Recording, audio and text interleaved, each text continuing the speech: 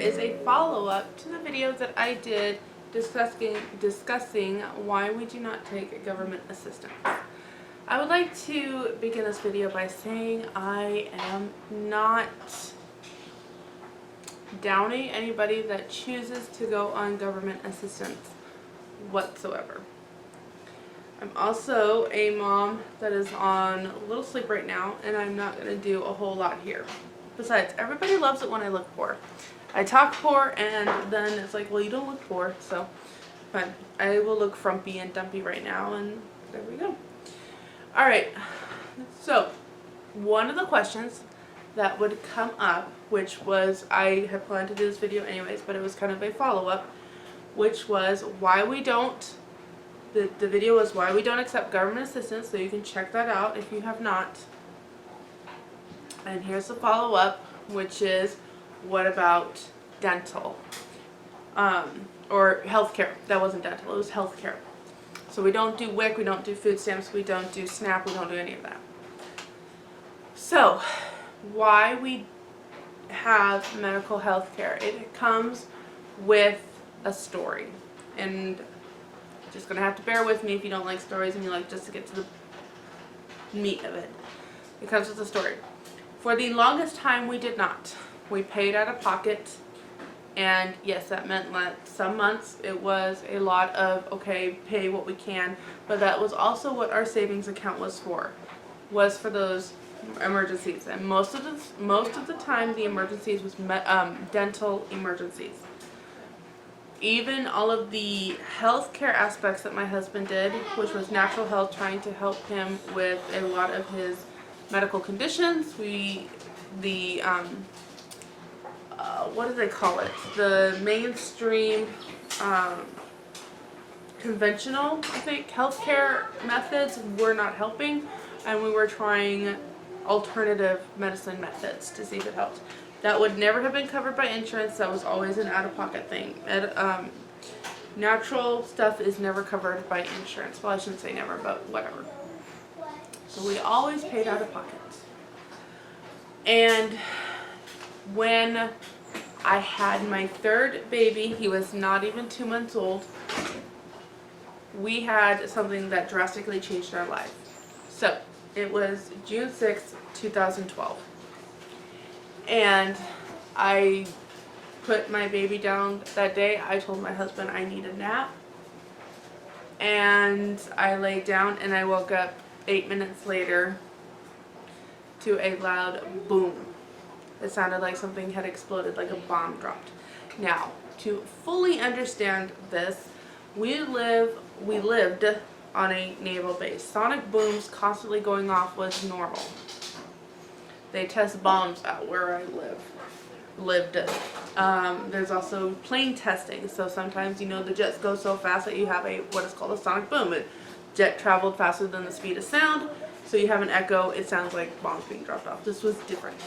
Okay, so we rush out. Transformer blue. Remember, this is June 6th, so it's the middle of the desert, one of the hottest months of the year, and it's dusk, so it's about 8 o'clock in the evening. And so the sun is going down. It's getting darker. It is not dark, but it's getting darker. So we see flames shooting off a wooden fence, and basically the whole neighborhood thinks desert, hot, fire, wood. So everybody is working to get the fire out as quickly as possible before it starts spreading to houses and whatnot. So someone's calling, 911. My husband is taking down, grabbing the shovel with other of the neighbors. Are going down with shovels. They're throwing dirt on it. I'm grabbing towels off the line, dumping them into the swimming pool, and basically taking water over there. So at this point, nobody knows what happened. They only know there's a loud boom, and now we have a fire dealing with, because it's just boom, boom, boom, boom. We gotta get stuff going. As a neighbor and I are pulling the bucket of water down to the guys, my husband notices my 3-year-old son has followed and basically leaves to take him away from the fire, take him home. On the way back, my son trips, and we don't know if he tripped over his feet or if a live wire that was on the street. When your body's electricity hit it, it began arcing and that tripped him. We actually don't know. But at some point he tripped, fell, and landed on the live wire that started arcing and basically gave him electricity, shot electricity through him. Electrical burns, that's what I'm trying to say. And my husband was able to pick him up off and get them both away from safety. So at this point now, everybody sees the live wire and it's now arcing. So once my son hit it, there was enough electricity to like revamp it, or I don't know. I don't know enough about electricity to kind of understand how that works. But up until my son landing on it, nobody saw it. So that's all we know of that. So honestly, my brain does not register electrical burn. My brain is still on fire. Get the fire out. Now we've got another live wire. And then somebody's like, your son. And that's when it clicked. Okay, my son was electrocuted. Let's figure out what's going on. We get to the hospital where we're diagnosed. Where we're diagnosed with second-degree burns, but they can't do it in our small-town hospital. We have to go to a larger hospital. We end up at one of the best burn units in the entire nation. It's like 1 or 2 or 3. And they confirmed that it wasn't second degree, it was third-degree burns. We were in that hospital 3.5 weeks with skin grafts, with surgeries, with certain medical vacuums that basically they put on the back of my son's knee where the electricity went in and it went down through his toes, or it went up through his toes. Basically, it never went to his heart. For some miracle reason, it never got to his heart. But he had these horrible burns, and he still has scars to this day of all of that. Like, if you look at my son's leg, you're like, there's multiple skin grafts of that because it burnt down and electricity travels in, so it burned not only going in but also coming out. And a week and a half in, we were talking to the caseworker. There's a specific name for it, but basically like the medical caseworker. And we were like, we'll pay you. It's just going to take us a long time.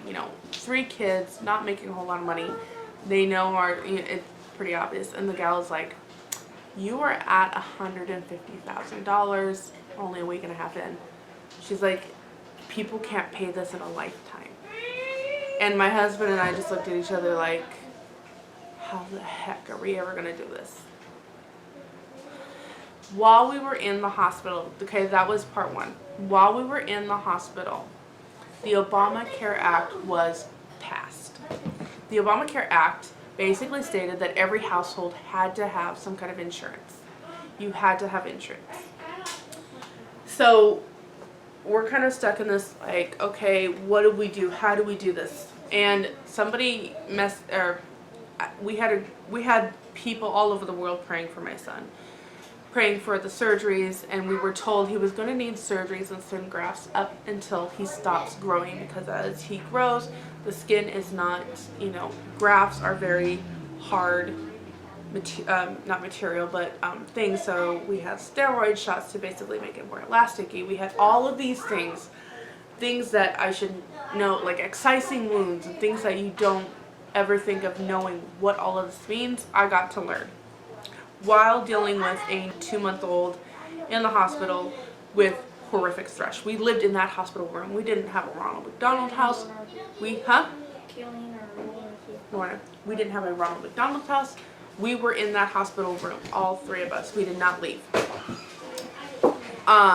We did have a sister-in-law and brother-in-law, or my sister-in-law, I guess you should say, my husband's sister, that lived there. So we were able to go there to shower.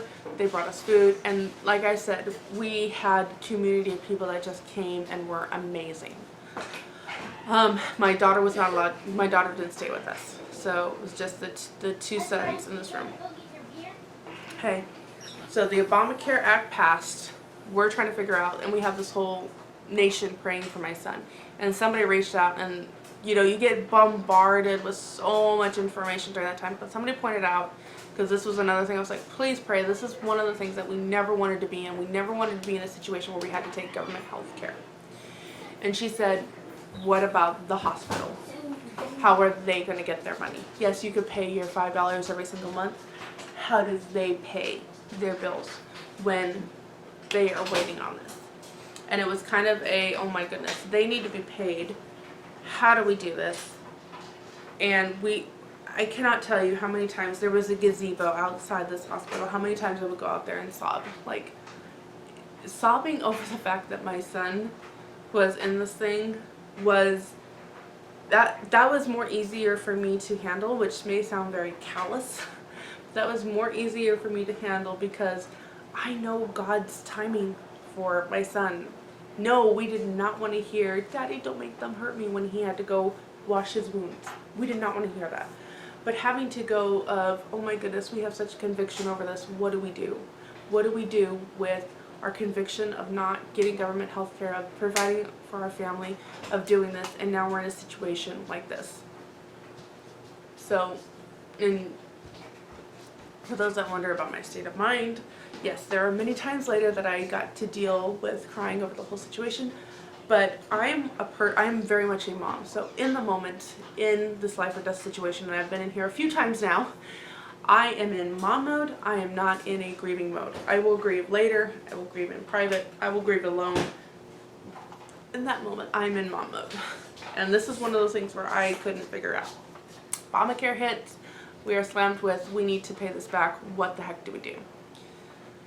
That is when we did end up on Medicare. And that is when the whole idea of Medicare really got to me and really made me so mad of how our medical system works. So Medicare, remember, at a week and a half, we were at $150,000. I think, I keep saying it was a week and a half. I think it was actually closer to 2 weeks. I'm pretty sure it was closer to 2 weeks. 150,000, we hadn't even gotten to the final grafting where they actually take skin off of you. They don't take it off of cadavers, they don't take it off of pigs, they take it off of you. So they take skin off of you and they used my son's thigh in this case, where they took a layer of skin off and put it on the back of his leg to basically promote its own healing. So money, okay? So we were trying everything. We were not getting the blood vessels to do what they needed to do. We needed them more to the surface, so there was a vacuum. There was all these other things that came in later. So even more money than $150,000. We found out what Medicare paid the hospital for everything. It was $35,000.